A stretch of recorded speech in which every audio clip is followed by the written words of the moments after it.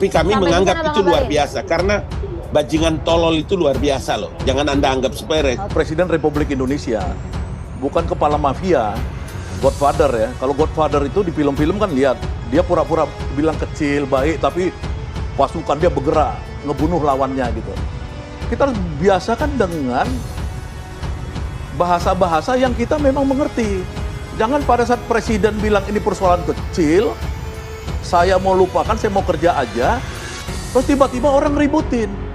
Padahal setelah presiden ngomong itu, Menko Polhukam ini kan mengkoordinasikan seluruh politik. Dia bilang bahwa presiden sudah menganggap itu kecil dan tidak akan melaporkan. Loh, kenapa ada kemudian orang menganggap itu besar? Ya, Anda melihatnya ada apa ini? Ya ini satu kemungkinan mereka kebanyakan nonton film mafia, ya presidennya diem, terus kemudian orang-orangnya bergerak, ya mafia begitu tuh mafia. Tapi kalau presiden harusnya enggak. Kalau presiden bilang A, yang lain ikut A, itu setahu saya ya negara. Makanya kedua penjilat kebanyakan sekarang. Oh, maksudnya Bang Abalin penjilat gitu Bang? Kalau Bang Abalin ini karena dia memang dia bagian dari istana, ya bisa aja dia melakukan kepatuhan terhadap Pak Muldoko dan lain-lain ya. Tapi partai-partai yang bergerak sekarang kan cuma PDIP yang menghujat Pak Rocky Gerung. Mana ada 10 partai lainnya yang menghujat. Jadi jangan mengklaim ini rakyat Indonesia. Rakyat Indonesia ini sedang diedukasi oleh seorang filsuf hebat namanya Rocky de Plato. Kalau menurut saya adalah Rocky de Plato. Kita harus bangga punya dia. Pak, demokrasi itu di situ ada kontestasi, ya kan? Excluding the use of force, nggak boleh menggunakan kekerasan, ya kan? Termasuk sebetulnya secara koersif membawa pasal-pasal untuk civil and political liberties, kebebasan sipil, kebebasan berserikat, kebebasan menyatakan pendapat. Tugas yang melekat di kepala staf presiden adalah menjaga kehormatan presiden. Jangan main-main itu. Sekali lagi saya ulangi, jangan main-main. Ya. Kalau sudah bersinggungan dengan itu, saya akan berdiri paling depan. Kekagetan saya kemudian, atau bukan, kecurigaan saya bahwa ada pengkondisian di publik, akhirnya secara metodologis saya hubungkan dengan pernyataan Pak Muldoko. Dia marah juga tuh. Saya akan pasang badan. Tentu. Jadi saya bertanya, Pak Muldoko ini relawan statusnya juga. Karena bahasanya sama, kami pasang badan. Padahal Pak Muldoko itu pejabat publik yang mestinya dengan dingin mengatakan bahwa oke, ada problem, mari kita selesaikan secara argumen atau secara hukum itu. Pasang badan artinya itu bukan bahasa dasar dari seorang pejabat publik kan. Kayak preman itu mau pasang badan itu. Padahal ini pikiran saya yang saya kritik dengan cara yang sangat tajam, dengan bahasa yang saya pilih tajam, tapi tidak diarahkan pada pribadi Presiden Jokowi, tapi pada lembaga publik, yaitu kabinet bahkan yang di dalamnya ada Pak Muldoko. Jadi kita gagal untuk membawa bangsa ini pada percakapan intelektual. Itu dasarnya. Rocky Gerung kan intelektual, kenapa pakai bahasa begituan? Iya, di kampus saya pakai bahasa akademis, tetapi dalam kritik kebijakan saya mesti pakai bahasa yang bisa dimengerti oleh orang yang berkali-kali diterangkan gak paham-paham juga. Berkali-kali buruh minta di review itu nggak ada di balik. Berkali-kali masyarakat akademis mengatakan IKN itu salah secara konstruksi hukumnya karena mestinya minta izin dulu pada masyarakat adat. Pernah nggak Jokowi minta izin pada masyarakat adat? Tidak. Apa itu bentuk minta izinnya? AMDAL. AMDAL itu adalah hak masyarakat adat untuk mengiyakan atau tidak mengiyakan proposal politik. Pak Jokowi udah putuskan duluan, baru diminta pembenaran secara masyarakat adat, secara AMDAL kan. Kan itu cara berpikir yang kacau. Jadi saya nggak ada dendam pada Muldoko, pada Pak Jokowi. Saya menganggap bahwa kebijakan mereka harus dievaluasi. Kenapa saya ambil posisi itu? Karena partai-partai politik tidak ada yang bersuara tentang itu. LSM bersuara, publik internasional bersuara. Jadi itu dasarnya tuh. Assalamualaikum warahmatullahi wabarakatuh. Saya Yudi Prabuko, tukang donat dari Paru YouTuber, tertua di semesta. Alhamdulillah, wassalatu wassalamu ala rasulullah. Saya perhatikan video Susno Duaji, ya, dalam channelnya itu memberikan satu pandangan yang tegas ya, bahwa Rocky Gerung yang mengucapkan bajingan yang tolol dalam konteks kebijakan Presiden Jokowi itu nggak bisa dihukum pakai apa, aturannya nggak ada. Aturan penghinaan presiden itu tadinya ada, sekarang sudah dicabut ya, jadi aturannya nggak ada. Yang kedua, itu delik aduan, jadi Pak Jokowi sendiri harus ngadu, nggak bisa diwakilkan. Dan Pak Jokowi sendiri sudah bilang, itu soal kecil, yang penting saya kerja loh. Berarti soalnya sudah selesai. Kata siapa? Kata Susno Duaji. Yang ketiga, yang untung dapat siapa dari soal rame-rame gaduh ini? Yang untung dapat yang keuntungan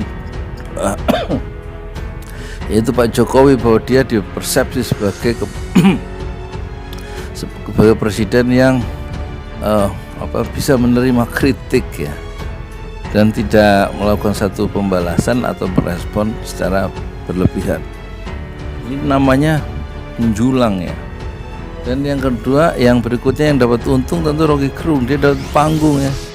Dari mana-mana dikomentari ungkapannya oleh media massa ya, oleh para pengamat, oleh para politisi, oleh semua media massa. Ucapan-ucapan dari Rocky Gerung, dia dapat panggung, dapat nama yang cukup luas, publikasi yang cukup luas. Sementara yang rugi itu siapa? Yang rugi kata Susno Duaji yang dulu pernah jadi kepala Bareskrim ya, itu yang rugi itu yang orang-orang yang di lingkaran presiden yang marah terhadap Rocky Gerung, yang berusaha untuk memenjarakan Rocky Gerung. Dan itu pasti kalau dalam perspektif Susno Duaji tidak mungkin bisa dilakukan itu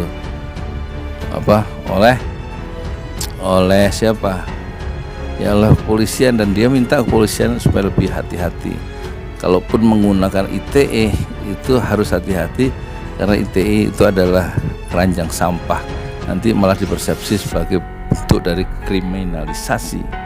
Tetapi berita terakhir dari kepolisian, dia akan menggunakan pasal yang menjerat Rocky Gerung dengan berita bohong. Ya kita lihat ya. Tapi menurut pandangan Kabar Reskrim yang dulu pernah menjadi Kabar Reskrim, Susno Duaji, Rocky Gerung itu tidak bisa dijerat oleh pasal penghinaan presiden karena pasalnya sudah ada, dan karena dia juga delik aduan, Pak Jokowi sendiri tidak mau mengadui. Selesai persoalannya. Kita saksikan pencerahan dari Susno Duaji. Assalamualaikum warahmatullahi wabarakatuh. Rocky Gerung yang dituduh menghina dan merendahkan martabat Pak Jokowi atau Presiden Republik Indonesia. Nah, pertanyaan yang besar adalah apakah bisa dihukum? Karena apa? Katanya menimbulkan kegaduhan di sana sini, menimbulkan keresahan dan lain-lain. Bahkan sampai unjuk rasa minta Rocky Gerung ditangkap dan dihukum. Pertanyaannya apa bisa? Nah, gitu saja. Negara Indonesia ya negara hukum. Kita semuanya harus menghormati hukum, punya kedudukan yang sama di depan hukum. Dan ingat, ada ajas hukum yang mengatakan sesuatu perbuatan yang bisa dihukum adalah harus ada peraturan terlebih dahulu daripada undang-undang itu. Dalam bahasa kerennya adalah nullum delictum nola puna sine prope. Nggak ada sesuatu yang bisa dihukum kalau nggak ada aturannya. Mari kita lihat Rocky Gerung. Dia menghina pribadi atau menghina jabatan presiden. Nah, jelas dia katakan, saya tidak menghina pribadi Jokowi. Saya tidak protes Jokowi. Saya tidak segala macam lah kepada Jokowi pribadi. Yang dia lakukan adalah terhadap Jokowi selaku presiden. Nah, jelas jabatan. Reaksi masyarakat luar biasa bahwa Rocky Gerung telah merendahkan simbol negara, lambang negara, sehingga harus ditangkap, harus dihukum. Nah, begitu ceritanya. Bahkan tidak kurang dari istana gitu ya. Petinggi istana, kepala staf kepresidenan Pak Muldoko sampai mengadakan keterangan pers. Sampai mengatakan bahwa itu penghinaan luar biasa dan sudah tugas daripada kepala staf kepresidenan. Dan minta aparat supaya memprosesnya. Pertanyaannya, bisa nggak diproses? Mari kita lihat, akan diproses dengan apa? Penghinaan atau merendahkan martabat atau apalah namanya sejenis itu terhadap Presiden Republik Indonesia. Nggak ada aturannya. Dulu ada, masuk pasal 300 sekian lah, 316 apa berapa. Sekarang nggak ada. Pasal itu udah dicabut oleh MK. Terus mau dihukum pakai apa kalau nggak ada undang-undangnya? Jadi jelas tidak bisa ya. Sudah gugur itu. Oke, ditarik. Wah, itu pribadi, menghina pribadi presiden. Nah, ada dua pertanyaan. Rocky Gerung mengatakan saya tidak menghina Pak Jokowi selaku pribadi. Saya menghina presiden, bukan menghina, tapi saya protes. Saya koreksi terhadap presiden. Oke lah, itu alasan Rocky Gerung. Tetapi bagaimanapun juga pribadi Jokowi. Tapi sudah gugur. Kenapa? Delik itu adalah delik aduan. Harus Pak Jokowi sendiri yang ngadu. Bukan delik laporan, dia ngadu. Nggak boleh orang lain. Dan Jokowi udah jelas mengatakan, itu masalah kecil lah. Nggak saya urusi, yang penting saya kerja. Berarti udah selesai. Nah, timbullah banyak yang kepanasan. Entah kepanasan panas benar, entah kepanasan ingin cari apalah kepada presiden gitu kan. Tapi jelas itu nggak bisa dihukum lah gitu kan. Tapi ada juga yang, bisa itu dihukum, itu sudah meresahkan, sudah begini. Itu kan tafsir. Hukum itu nggak bisa main tafsir gitu. Nanti dikira kriminalisasi. Tapi ada juga yang nggak puas. Kan bisa dijerat dengan undang-undang ITE. Itu kan undang-undang keranjang sampah. Nanti pasti reaksi orang kalau dipakai undang-undang itu adalah mencari-cari dan kriminalisasi. Ya malulah negara gitu. Dan dengan kejadian ini siapa sih yang makin terangkat namanya? Ya jelas Pak Jokowi, pamor Pak Jokowi semakin naik, namanya semakin baik sebagai negarawan dan sebagai presiden yang tidak tebal telinga akan kritik, tidak tipis telinga akan kritik. Dia nerima kritik, bagus, jadi nama Pak Jokowi terangkat. Yang kedua yang dapat panggung siapa? Ya Rocky Gerung. Rocky Gerung dapat panggung karena berbagai pihak menanggapi, media menanggapi, pakar-pakar hukum menanggapi, terus politisi menanggapi, tim sukses menanggapi. Jadi yang menang Rocky Gerung gitu kan, nomor 2 pemenangnya. Nomor 3 yang kehilangan pamornya ya orang-orang yang merasa kepanasan, dianggap tidak ngerti hukum, dianggap tidak belajar hukum dan sebagainya. Nah inilah, jadi kita harus hati-hati. Hal ini ya nggak bisa dihukum lah. Terus undang-undang ITE yang akan diajukan, mohon agar penyidik ya polisi lebih berhati-hati. Sampai nanti dikira polisi diperalat untuk hal-hal mempolitisasi hukum dan dianggap kriminalisasi. Nggak bagus lah, ini negara demokrasi, kita bebas berpendapat dan segala sesuatu diatur oleh hukum. Jadi kesimpulannya nggak bisa. Yang katakan nggak bisa itu bukan saya, undang-undang.